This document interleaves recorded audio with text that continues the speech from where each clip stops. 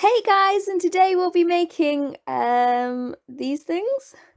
You will need this template printed onto paper, this template printed onto card, felt tips, a Pritt stick, a pencil, a ruler, a rubber, and some scissors.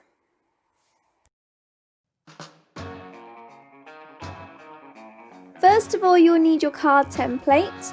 This template, you can see how I make it at the end of the video, so stick around to watch that and you'll see how I put it together. As you can see, I'm counting how many strips I've got across the paper. I'm going to use 12 of them because the one at the beginning and the one at the end are not the same size as the rest. I'm going to cut these two end ones off, and I'm going to cut the strip that you can see, a very narrow little strip along the bottom. I'm going to cut that off as well.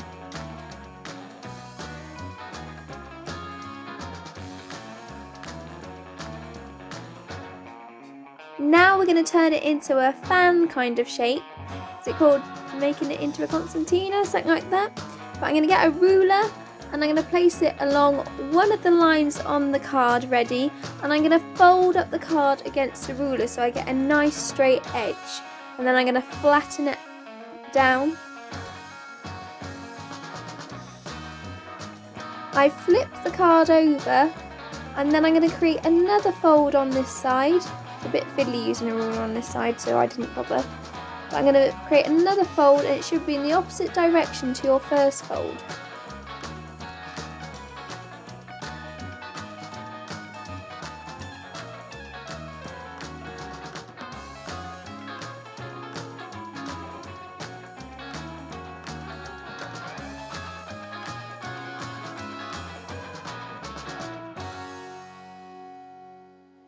Get your ruler again and put it against the next line and fold it up again.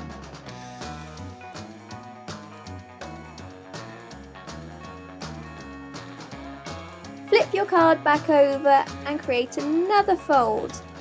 Keep repeating this process so you're going between the front and the back of the card, and eventually you'll end up with a fan shape like this.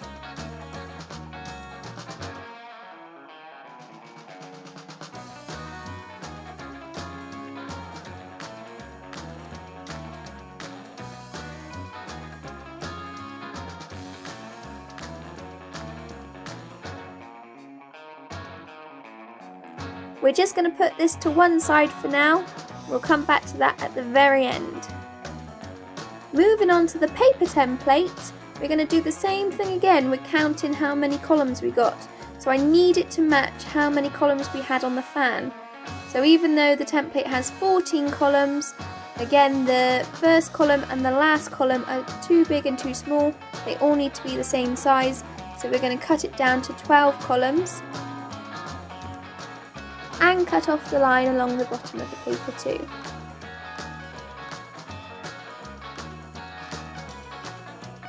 So on the paper, you've got a thick line in the middle which separates your two pictures that you're going to draw.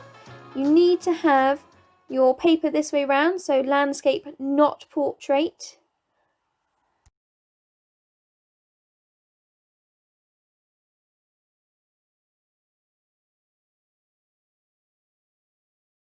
And the idea is you're going to do one picture of one thing on the one side and then the opposite of it on the other.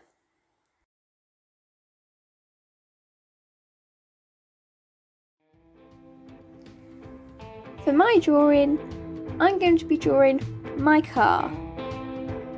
People that know me know that my car causes me problems quite a lot, almost on a daily basis, but I still love my car.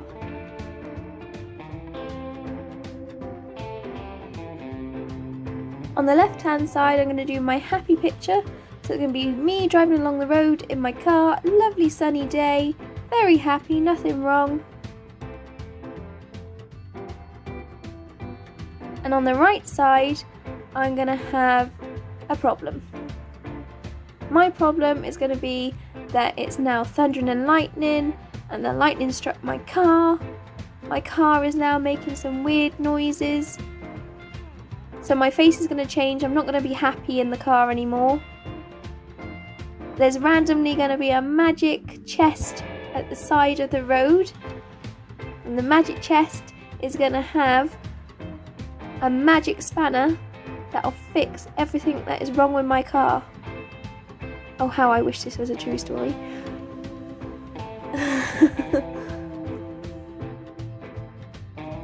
And then I'll be able to drive happily again because my car's fixed. Woo! If this was true, I'd be looking for a magic spanner every day.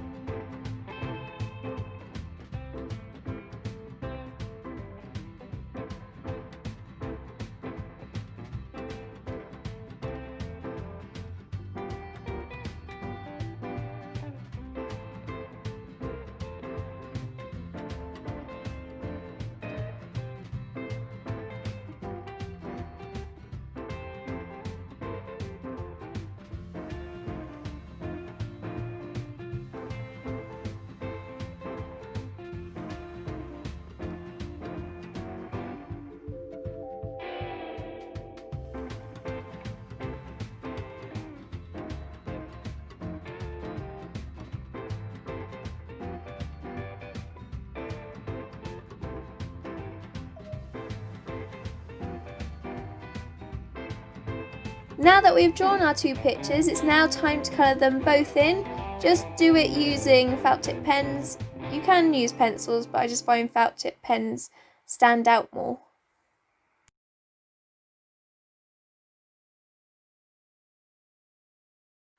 These are not only fun to design and make, but these are actually really good for storytelling. So really good for literacy. On your left side, you've got your setting, you've got the beginning of the story, and on the right side, you've got a problem, your dilemma of the story. So you need to work out how you're going to get from your dilemma to your nice setting again. What's going to happen?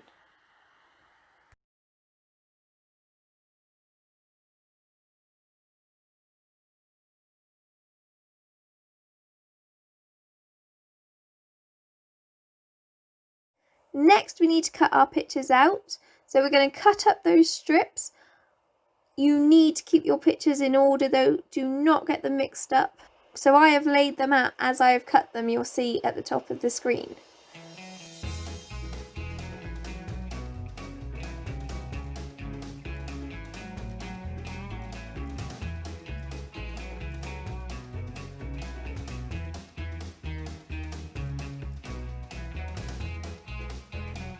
You can number the back of each strip on each of the pictures, so you'd have 1 to 6 on each picture, just so you know what order they are in.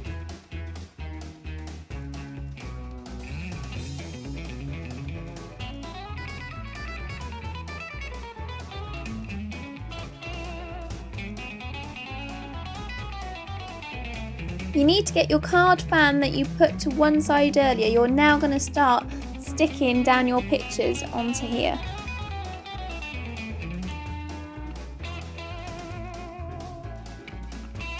Starting on the left hand side of the fan, you're going to take the first strip of your left hand picture and stick that onto the first strip of the fan.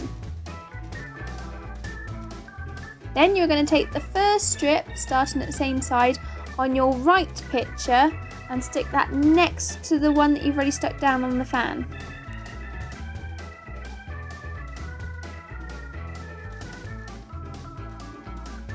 Then you need to take your second strip from your left picture and stick that down onto the fan.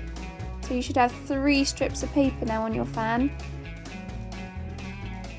And then the same again with your other picture. Take the second strip of it and stick it onto your fan. Continue to stick all pieces down until your fan is full of the 2 pictures.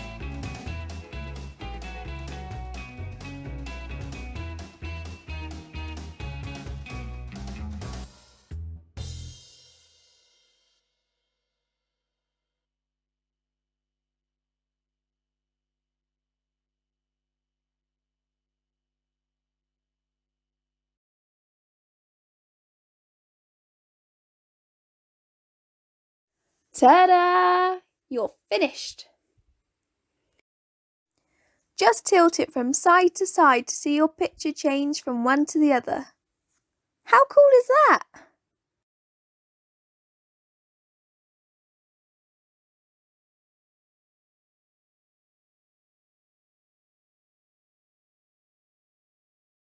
Here's another one that I did. So this one is a normal lovely village by day, and by night it turns into a spooky place with a spooky castle on the hill, ghostly ghouls and creepy creatures hiding in the woods. See you next week for more art with Miss Burford. If you have stuck around, then thanks for sticking around. I'm going to talk you through the steps that I took on Microsoft Publisher to create the templates. So when you're on Microsoft Publisher, you need to change the orientation of your page. It needs to be landscape.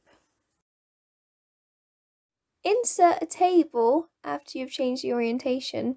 Your table needs to have 1 row and 14 columns.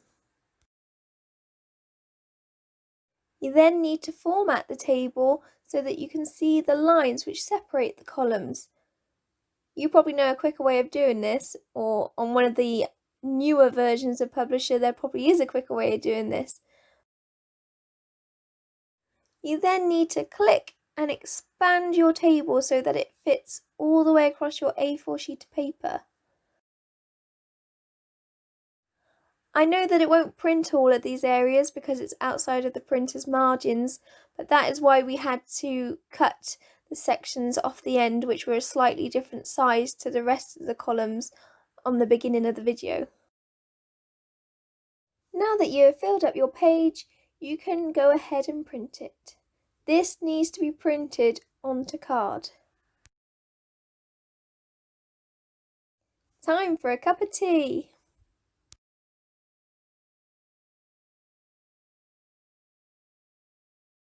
Open Publisher again and do the same thing as you did before. Make sure that the orientation of the paper is landscape. This time you're going to create a table that has 1 row and 7 columns.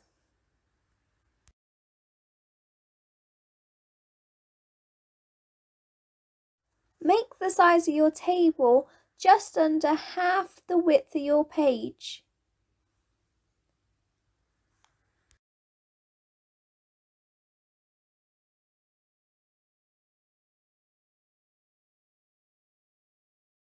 Again, format it like you did with the last table. Hopefully you know a quicker way of doing it than I do, as long as it shows all the column lines.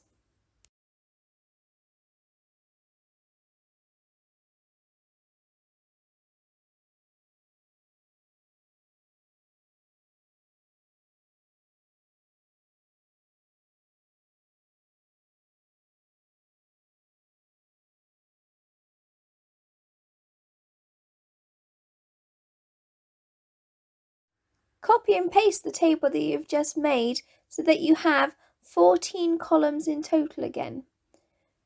Place it at the edge of the paper on the opposite side. Now in between the two tables, you want to place a rectangle which fills up all the way from the top of the page to the bottom of the page. Make sure you do a solid fill colour all the way down the rectangle so that you can clearly see where the one picture needs to go and the other picture needs to go.